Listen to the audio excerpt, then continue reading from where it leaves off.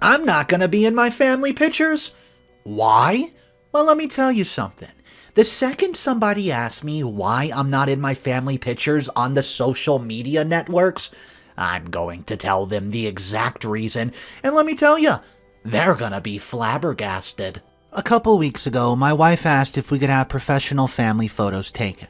I said that money was tight between our daughter's birthday, a trip to her parents' Thanksgiving, and Christmas. I asked her if we could wait until after Christmas, and she simply said no. She never brought it back up. I didn't think anything of it because I assumed she was planning on taking them herself. The other day, one of my tires blew out, and I went out to the emergency fund to cover it. That's when I discovered that she took $300 out of it to pay for photos. $300 freaking dollars! I know it sounds pathetic, but when I saw that, I broke down. The last couple of years have been horrible for us. I got laid off and she got sick in the same year. We eventually both found new jobs, but we were never fully recovered financially. It took months and months of hard work just to get our emergency fund to this point. Now, half of it's gone right before Christmas for freaking photos. When I confronted her about it, she didn't even try to deny it. She just said that she deserves to have nice photos. Well, I begged her to try and get that money back, but she insisted no. The photo session she booked is next Saturday, but I don't want to go. She keeps threatening me, saying that people are going to ask why I'm not in them, and that I'm going to look bad. I'm sure she's right, but I'm counting on it. When people ask why I'm not there, I'll tell them exactly what happened. I don't care if it's in person or on her Facebook page. I'm going to let everyone know what she did. Since having pictures to show off is more important than family safety, it seems only right that her family and friends should know that. I feel like I'm married to a stranger. The woman I married would never have betrayed me like that. What's up, guys? I have an update for you on this story. 7 days after the first part. I hope you're having an amazing day. Let's go ahead and see what's happening with this update. Well, I contacted the photographer directly. I didn't think it would work, but I decided to just try it after so many people suggested it. I told my wife that I changed my mind about the photos and asked to see the photographer's other work. Well, she gave me the website. Then I sent the photographer an email explaining the entire situation. I was shocked by how understanding she was. She refunded us right away. The only catch is that my wife is banned from using her services. I had planned on sitting my wife down to talk, however, the photographer sent her an email before I could. Oh boy, she was mad. She wouldn't stop yelling at me until I told her I was considering leaving her. Well, she calmed down after that. I told her how angry and disgusted I was that she would act so irresponsibly. I asked her why she would do something like this. She said she deserved nice photos after the last couple of crappy years. Well, I pointed out that we both had hundreds, if not thousands, of family photos saved on our phones. She said they weren't high enough quality and that they didn't look nice enough to them. I responded back that we could have just gone to JCPenney's or freaking waited and budgeted for them. She said she didn't want JCPenney style portraits and that she wanted Christmas pictures. Well, I told her it doesn't matter. At that financial safety, it's way more important than freaking photos. I said if she didn't agree, it meant that we were incompatible as a couple. She apologized, but she simply didn't agree. She still wants to stay together and try to work through our issues. I agreed on 2 very specific conditions. Number 1, we separate our finances. Number 2, we do a trial separation. She agreed. We're splitting the bills 60-40, which is proportionate to our incomes, and splitting the emergency fund straight 50-50. We're also taking turns sleeping on the couch. I know a lot of you wanted me to leave her, but I can't do that. I want to see my daughter every day, not 50% of the time. I owe it to her to at least try and make this marriage work. As angry as I am at my wife, we've gotten through hell and back together. I can't throw that away without trying to make it all better and justified. The trip to her parents isn't happening anymore. We evenly split the $100 we saved for gas. My wife can't afford the trip without my half, and she's angry that I won't give it up. I told her that when I said separate finances, I meant separate finances. Besides, after paying for the tire and the tow, my half of the emergency fund is already depleted. I need every dollar to build it back up again. I also want to stay in town with my parents. I suggested that she dips into half of the emergency fund, but she told me she's already used it to book a different photographer for just her and the daughter. Last Saturday, I borrowed a couple of sleds from a buddy of mine and took my kids sledding. I want us to build real memories together, not photos posted for Instagram likes. I think that 20 years from now, she'll remember that more fondly than the photo shoot her mother planned. Okay, this was a lot to take in. Let's go ahead and read a comment and see what the heck's going on. Man, I hate when a broken couple stays together, quote, for the children's sake.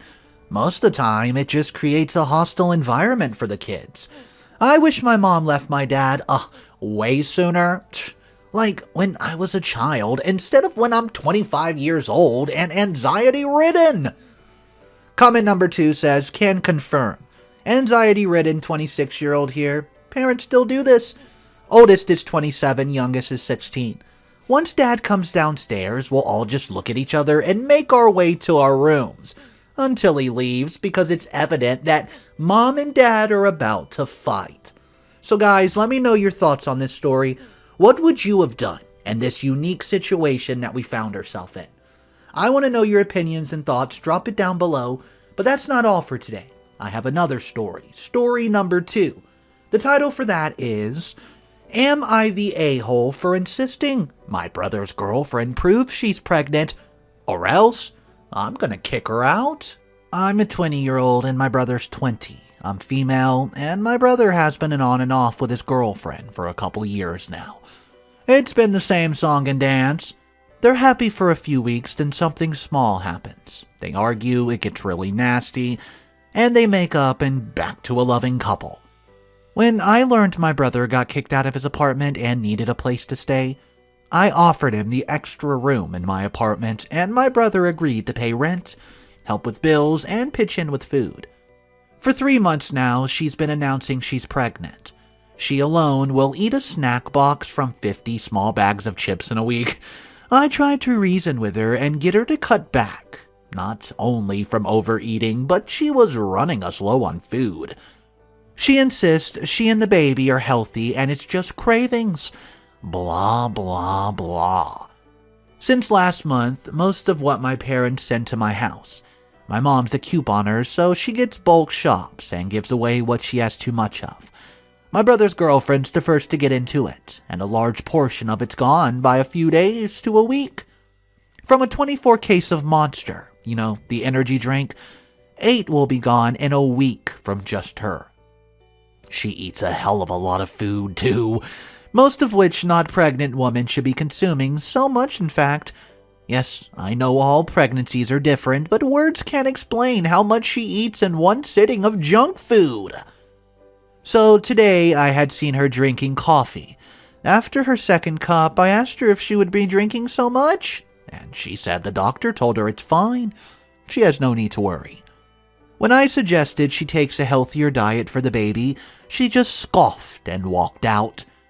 I went and asked my brother if he's been able to hear any doctor appointments or even seen a positive pregnancy test. He said he hasn't. I confronted her about it, and she said she didn't have to prove anything, and then starts to get defensive.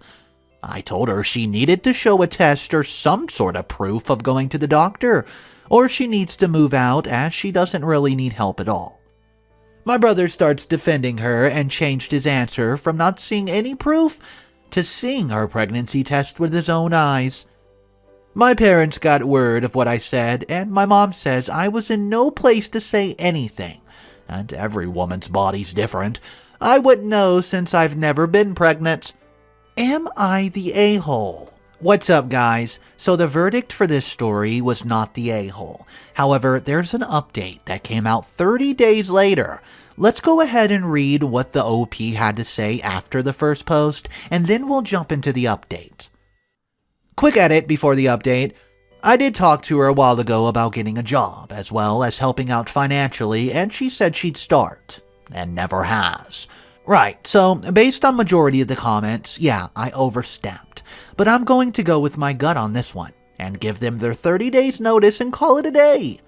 I'll sure to update you guys in a month when they're to be gone, and let you all know, or who's interested, exactly what happened.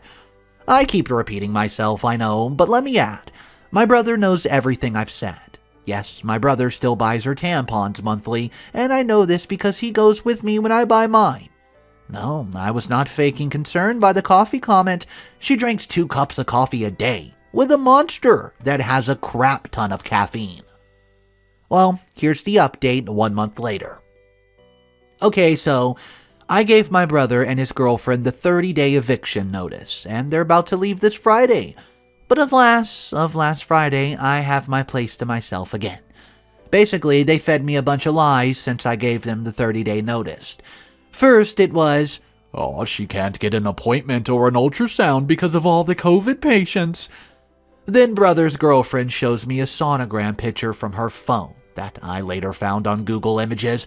I guess she didn't know all you have to do is right-click the image and say search on Google.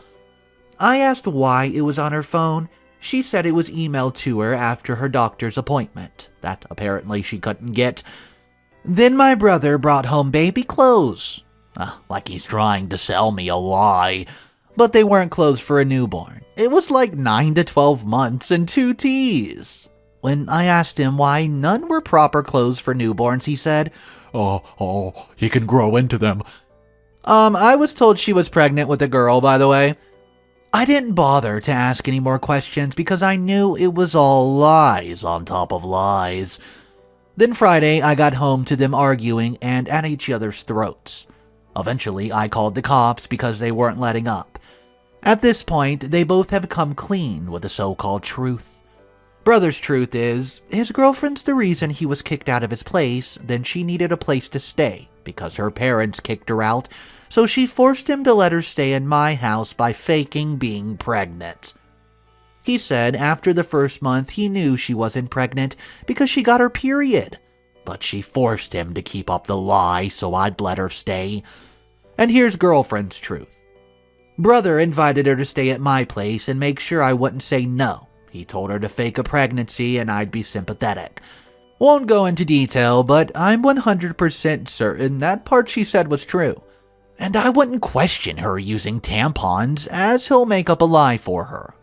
She said he told her to eat up all the food because it'll make it all seem legit. So, that's about all of it. I'm still unsure who's telling the exact truth, but they got all their belongings and they're on their merry way. So, it's not my problem anymore. Okay guys, so I could not believe this story. I'm just gonna say this was a wild one. Let's read a couple comments and talk about what they're saying.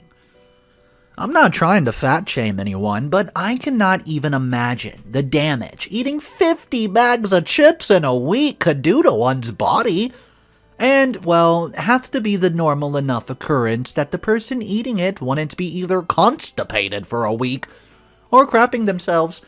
So guys, let me know, do you think it's possible to eat 50 bags of chips? I'll be honest with you, if it's Doritos spicy chili, I might just tear through 100. Let me know your thoughts about this story, everybody. And a matter of fact, go ahead and drop your favorite chip, if you eat chips, down below. And no, I'm not talking about French fries. Okay guys, thank you so much for tuning in for this crazy story.